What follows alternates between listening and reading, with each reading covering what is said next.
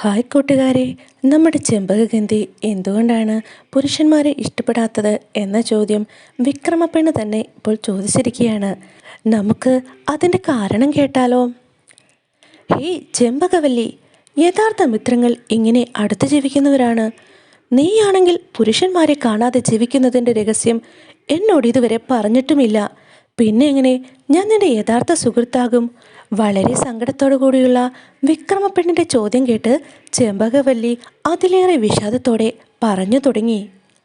പ്രിയ തോഴി, പുരുഷന്മാരെല്ലാം വാഞ്ചകന്മാരാണ്. അവർക്ക് സ്ത്രീകളുടെ ശാരീരിക സൗന്ദര്യം മാത്രം മതി. അത് നിലനിൽക്കുന്നിടത്തോളം മാത്രമേ അവർ സ്ത്രീക്ക് വില നൽകിയുള്ളൂ. അത് കഴിഞ്ഞാൽ സ്വാർത്ഥനായ പുരുഷൻ അവളെ അവഗണിക്കുകയും മറ്റ് സൗന്ദര്യങ്ങൾ അന്വേഷിച്ചു പോവുകയും ചെയ്യുന്നു. അതുകൊണ്ടാണ് ഞാൻ പുരുഷന്മാരെ വെറുക്കുന്നത്. എന്നിട്ട് ചെമ്പകഗന്ധി പറയാൻ തുടങ്ങി. പണ്ട് ഒരു കാട്ടിൽ ഒരു ക്ഷേത്രമുണ്ടായിരുന്നു. ക്ഷേത്രനടയിലുണ്ടായിരുന്ന മുളങ്കാട്ടിൽ ശല്യൻ എന്നും ശല്ലരി എന്നും പേരായ 2 കിളികൾ വസിച്ചിരുന്നു. അവർ ഭാര്യാഭർത്താക്കന്മാരായിരുന്നു. ഒരു ദിവസം കുഞ്ഞുങ്ങൾക്ക് ആഹാരവുമായി അവർ വരികയായിരുന്നു. അപ്പോൾ അതാ മുളങ്കാട് തീ പിടിച്ചിരിക്കുന്നത് കാണുന്നത്. തങ്ങളുടെ അരുമ സന്താനങ്ങൾ അതിനുള്ളിലാണ്. അവ ചത്തുപോയിരിക്കും. അവരില്ലാത്ത ജീവിതം തങ്ങൾക്ക് വേണ്ടെന്ന് നിശ്ചയിച്ച് കിളികൾ ആ മുളങ്കാട്ടിലെ ആ തീയിലേക്ക് എടുത്ത് ചാടാനായി തീരുമാനിച്ചു. ശല്ലരി തീയിൽ ചെന്ന് ചാടി മരിച്ചു. ശല്യനാകട്ടെ തീയോട് സമീപിച്ചപ്പോൾ അതിൻ്റെ ഭയങ്കരമായ ചൂട് തട്ടി പേടിച്ച് പിന്മാറുകയാണ് ഉണ്ടായത്. ഇതറിഞ്ഞ ശല്ലരിയുടെ ആത്മാവ് പുരുഷന്മാരുടെ വഞ്ചന മൂലം താൻ അടുത്ത ജന്മത്തിലും അവരെ വിശ്വസിക്കുകയില്ല എന്ന് തീരുമാനിച്ചു. ആ ശല്ലരിയാണ് പൂർവജന്മ സ്മൃതികളോടുകൂടി ജീവിച്ചിരിക്കുന്ന ഈ ഞാൻ. അതുകൊണ്ടാണ് ഞാൻ പുരുഷവർഗത്തെ വെറുക്കുന്നതും. ചെമ്പകഗന്ധിയുടെ വ്രതത്തിന് കാരണം മനസ്സിലാക്കിയ വിക്രമപ്പെണ്ണ് അതിന് മറുപടിയായി ഒന്നും പറഞ്ഞില്ല. തൻ്റെ ഉദ്ദേശം സാധിച്ചതിൽ അവൾ മനസ്സിൽ സന്തോഷിക്കുകയാണ് ചെയ്തത്. ഇതെല്ലാം കേട്ടുകൊണ്ട് ഒരു അണ്ണാന്റെ രൂപത്തിൽ നമ്മുടെ ഭട്ടി ഒളിച്ചിരിപ്പുണ്ടായിരുന്നു. ഇന്നേക്ക് 7-ാം ദിവസം താൻ വിക്രമാദിത്യനെ കൊണ്ട് ചെമ്പകഗന്ധിയെ വിവാഹം കഴിപ്പിക്കുമെന്ന് പ്രതിജ്ഞ എടുത്തുകൊണ്ടാണ് അണ്ണാന്റെ രൂപത്തിലിരുന്ന ഭട്ടി പുറത്തേക്ക് കടന്നത്. എന്നിട്ട് ഭട്ടി ശല്യരാജന്റെ രൂപത്തിൽ 1000 വരാഹനമെടുത്ത് ദീർഘയാത്ര കഴിഞ്ഞു വരുന്നെന്ന നാട്യത്തിൽ വിജയനഗര രാജാവിൻ്റെ അടുക്കൽ ചെന്നു.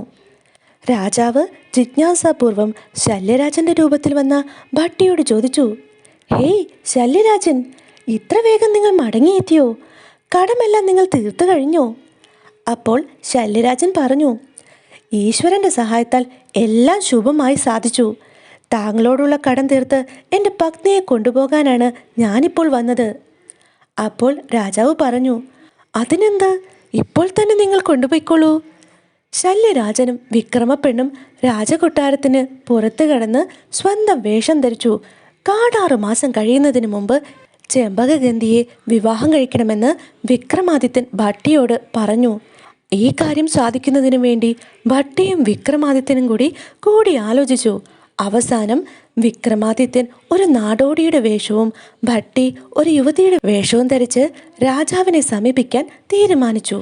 യുവതിയായ ഞാൻ അങ്ങയുടെ ശിഷ്യയായും അങ്ങ് നാടോടിയായ എൻ്റെ ഗുരുവായും അഭിനയിക്കണം. ഞാൻ ഏതെങ്കിലും ഒരു നാടോടി സംഘത്തിൽ ചേർന്ന് വിജയനഗരത്തിലെത്തി മഹേന്ദ്രജാലങ്ങൾ കാണിക്കാം. രാജാവ് തീർച്ചയായും അതെല്ലാം കണ്ട് അതിശയിക്കും. എൻ്റെ ഗുരുവാരെന്ന് അദ്ദേഹം എന്നോട് ചോദിക്കുമ്പോൾ ഗുരു വനത്തിലാണെന്നും അദ്ദേഹത്തിന് സ്ത്രീകളെ ഇഷ്ടമല്ലെന്നും ശിഷ്യയായ എന്നോട് മാത്രമേ ഒരു സ്ത്രീ എന്ന നിലയിൽ സംസാരിക്കാൻ ഇഷ്ടപ്പെടുകയുള്ളൂ എന്ന് ഞാൻ രാജാവിനെ ധരിപ്പിക്കും. രാജാവ് ഉറപ്പായും വന്ന് എന്തുകൊണ്ടാണ് അങ്ങ് സ്ത്രീ സംസർഗം ഇഷ്ടപ്പെടാതിരിക്കാനുള്ള കാരണം എന്ന് അന്വേഷിക്കും. അതെനിക്ക് ഉറപ്പാണ്. കാരണം അദ്ദേഹത്തിൻ്റെ മകൾ ചെമ്പകഗന്ധി പുരുഷന്മാരെ ഇഷ്ടപ്പെടാത്തതുപോലെ നാടോടി ഗുരുവായ അങ്ങ് സ്ത്രീകളെ ഇഷ്ടപ്പെടാതിരിക്കാനുള്ള കാരണം അറിയാൻ രാജാവിന് ജിജ്ഞാസയുണ്ടാവും. അപ്പോൾ ചെമ്പകഗന്ധി പറഞ്ഞ കഥ തന്നെ അല്പം വ്യത്യാസത്തോടെ അങ്ങ് പറയണം. അങ്ങ് പറയുന്ന കഥയിൽ തീയിൽ ചാടി മരിക്കുന്നത് ശല്യനാകണമെന്ന് മാത്രം. ഇങ്ങനെയായാൽ നമ്മുടെ ആശ എളുപ്പത്തിൽ സാധിക്കും. ഭട്ടിയുടെ പരിപാടി വിക്രമാദിത്യന് ഇഷ്ടപ്പെട്ടു. ഭട്ടി ഒരു നാടോടിപ്പെണ്ണിൻ്റെ വേഷത്തിൽ രാജധാനിയിലെത്തി. രാജാവിൻ്റെ ആവശ്യപ്രകാരം നാടോടിപ്പെണ്ണിൻ്റെ വേഷം കിട്ടിയ ഭട്ടി തൻ്റെ അഭ്യാസങ്ങൾ പ്രകടിപ്പിക്കാൻ തുടങ്ങി. അവളുടെ അഭ്യാസങ്ങൾ കണ്ട് രാജാവിന് ഒത്തിരി അത്ഭുതമായി. രാജാവ് നാടോടിപ്പെണ്ണിനോട് ചോദിച്ചു, പെണ്ണെ, ഇത്രയും മനോഹരമായ അഭ്യാസങ്ങൾ നീ എങ്ങനെ പഠിച്ചെടുത്തു? അപ്പോൾ നാടോടിപ്പെണ്ണ് പറഞ്ഞു, എൻ്റെ ഗുരുവാണ് എന്നെ ഇത് പഠിപ്പിച്ചത്. അദ്ദേഹം അങ്ങ് കാട്ടിലാണ്.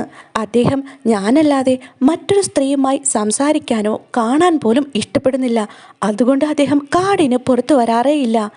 ഇത് കേട്ട് രാജാവ് ഗുരുവിനെ കാണാൻ പരിവാര സമേതം വനത്തിലേക്ക് നടന്നു. കൂടെ ചെമ്പകവലിയും ഉണ്ടായിരുന്നു. രാജാവ് ഗുരുവിനെ ചെന്ന് കണ്ട് വന്ദിക്കുകയും അദ്ദേഹത്തിൻ്റെ കലാപ്രകടനങ്ങൾ കാണാൻ ആഗ്രഹിക്കുകയും ചെയ്തു. ചെമ്പകവല്ലി തിരശ്ശീലയ്ക്ക് പിന്നിൽ മറഞ്ഞിരുന്ന് ഗുരുവിനെ വീക്ഷിക്കുന്നുണ്ടായിരുന്നു. രാജാവ് ഗുരുവിനോട് തിരക്കി, അങ്ങയുടെ അപാരമായ കഴിവുകൾ പ്രകടിപ്പിക്കാതെ എന്താണ് അങ്ങ് വനമധ്യത്തിൽ വസിക്കുന്നത്? ഗുരു അപ്പോൾ മറുപടി പറഞ്ഞു, ഞാൻ സ്ത്രീകളെ കാണുകയില്ലെന്ന് ശപഥം ചെയ്തിട്ടുണ്ട്. അതുകൊണ്ടാണ് ഞാൻ ജനങ്ങളിൽ നിന്നകന്ന് ഇങ്ങനെ ജീവിക്കുന്നത്. അപ്പോൾ രാജാവ് വീണ്ടും ചോദിച്ചു, അങ്ങ് സ്ത്രീകളെ വെറുക്കാൻ കാരണം എന്താണ്? അപ്പോൾ ഗുരു പറഞ്ഞു, കാരണമുണ്ട്, കേട്ടോളൂ. പണ്ട് കാലത്ത് ഒരു മുളങ്കാട്ടിൽ ശല്യനെന്നും ശല്ലരിയെന്നും പേരായ 2 കിളികളുണ്ടായിരുന്നു. കുഞ്ഞുങ്ങൾക്ക് ആഹാരം കൊണ്ടുവരാൻ പോയ അവർ തിരിച്ചു വന്നപ്പോൾ മുളങ്കാടിന് തീ പിടിക്കുന്നതാണ് കണ്ടത്. തീയിൽപ്പെട്ട് തങ്ങളുടെ കുഞ്ഞുങ്ങൾ വെന്തു മരിച്ചത് കണ്ട ദുഃഖം സഹിക്കാനാകാതെ ശല്ലനും ശല്ലരിയും തീയിൽ പതിച്ച് ആത്മഹത്യ ചെയ്യാൻ തമ്മിൽ പറഞ്ഞൊത്തു. അവർ തീയിന് നേരെ പറന്നെത്തി. എന്നാൽ ചൂട് സഹിക്കാതെ ആയപ്പോൾ ശല്ലരി അകലേക്ക് പറന്നുപോയി. ശല്യൻ തീരുമാനിച്ചതുപോലെ തന്നെ തീയിൽ ചാടി മരിക്കുകയും ചെയ്തു. ഭാര്യയുടെ വഞ്ചന മനസ്സിലാക്കിയ ശല്യൻ സ്ത്രീകളെ വെറുക്കുകയും അടുത്ത ജന്മത്തിൽ സ്ത്രീകളിൽ നിന്ന് അകന്ന് ജീവിക്കുമെന്ന് പ്രതിജ്ഞയെടുക്കുകയും ചെയ്തു. ആ ശല്യനാണ് ഞാൻ. ഇതെല്ലാം കേട്ടുകൊണ്ടിരുന്ന ചെമ്പകഗന്ധിക്ക് ദേഷ്യമായി. അവൾ തിരശ്ശീലയ്ക്ക് പുറത്തു വന്ന് ഉച്ചത്തിൽ ചോദിച്ചു, ആരാണ് തീയിൽ ചാടി മരിച്ചത്? ഗുരു പറഞ്ഞു, ശല്യൻ മരിച്ചു, ശല്ലരി പറന്നുപോയി. കള്ളം, പച്ചക്കള്ളം. ചെമ്പകഗന്ധി ഒച്ച വെച്ചു, പച്ചക്കള്ളമാണ് ഗുരു നിങ്ങൾ പറഞ്ഞത്. ശല്ലരിയാണ് മരിച്ചത്. ശല്യനാണ് വഞ്ചിച്ചത്. അങ്ങനെ അവർ തമ്മിൽ തർക്കം തുടങ്ങി. വാദപ്രതിവാദം മൂത്ത് വഴക്കായി. അത് സംഘട്ടനത്തിൽ കലാശിച്ചു. ഇതെല്ലാം കണ്ടും കേട്ടും നിന്നിരുന്ന രാജാവ് വിസ്മയിച്ചു പോയി. കഴിഞ്ഞ ജന്മത്തിൽ നാടോടി ഗുരുവും തൻ്റെ മകൾ ചെമ്പകഗന്ധിയും ദമ്പതികളായിരുന്നുവെന്ന് അദ്ദേഹം ഊഹിച്ചു. ഈ ജന്മത്തിലും അവർ തമ്മിൽ ദമ്പതികളായി കാണാൻ രാജാവിന് എതിർപ്പുണ്ടായിരുന്നില്ല. സംസാരിച്ചു കഴിഞ്ഞപ്പോൾ ചെമ്പകഗന്ധിക്കും ഗുരുവിനും പരസ്പരം സമ്മതമായിരുന്നു വിവാഹം ചെയ്യാനും. ജനങ്ങൾ ഇതെല്ലാം അറിഞ്ഞ് അത്യധികം സന്തോഷിച്ചു. ശുഭമുഹൂർത്തത്തിൽ പൗരപ്രമാണികളുടെയും ഉദ്യോഗസ്ഥ വൃന്ദരുടെയും സാന്നിധ്യത്തിൽ ചെമ്പകഗന്ധിയുടെയും ഗുരുവിൻ്റെയും വിവാഹം കെങ്കേമമായി കൊണ്ടാടപ്പെട്ടു. അവർ അവിടെ താമസിച്ചു വരവേ ഒരു ദിവസം ഭട്ടി സ്വന്തം വേഷത്തിൽ വിജയനഗര രാജസന്നിധിയിലെത്തി. എല്ലാവരും കേൾക്കെ നാടോടി ഗുരുവിനോട് പറഞ്ഞു, വിക്രമാദിത്യ മഹാരാജാവേ, കാടാറുമാസം ഇന്ന് അവസാനിച്ചിരിക്കുന്നു. നമുക്ക് ഇപ്പോൾ തന്നെ ഉജ്ജയിനിയിലേക്ക് പുറപ്പെടണം. അപ്പോഴാണ് വിജയനഗര രാജാവിന് തൻ്റെ മകളുടെ ഭർത്താവ് ആരാണെന്ന് മനസ്സിലായത്. അദ്ദേഹത്തിൻ്റെ അതിശയം പറഞ്ഞറിയിക്കാനാവുന്നതായിരുന്നില്ല. വീരാതിവീരനായ വിക്രമാദിത്യനാണ് തൻ്റെ ഭർത്താവെന്നറിഞ്ഞ് ചെമ്പകഗന്ധി വളരെയധികം സന്തോഷിച്ചു. നിശ്ചയിച്ച ദിവസം തന്നെ പരിവാര സമേതം ദമ്പതികൾ ഉജ്ജയിനിയിലേക്ക് പുറപ്പെട്ടു. വിക്രമാദിത്യൻ അവിടെ പ്രതാപത്തോടെ രാജഭരണം ചെയ്തു തുടങ്ങി. വിക്രമാദിത്യ രാജാവ് ചെമ്പകഗന്ധിയെ സ്വന്തമാക്കിയ കഥ നിങ്ങൾ കേട്ടുവല്ലോ. നിങ്ങൾക്ക് ഇഷ്ടമായോ കഥ? ഇഷ്ടമായെങ്കിൽ ചാനൽ ലൈക്ക് ചെയ്യാനും സബ്സ്ക്രൈബ് ചെയ്യാനും മറക്കരുത് കേട്ടോ. അപ്പോൾ അടുത്ത കഥയുമായി അടുത്ത ദിവസം കാണുന്നത് വരെ ബായ്.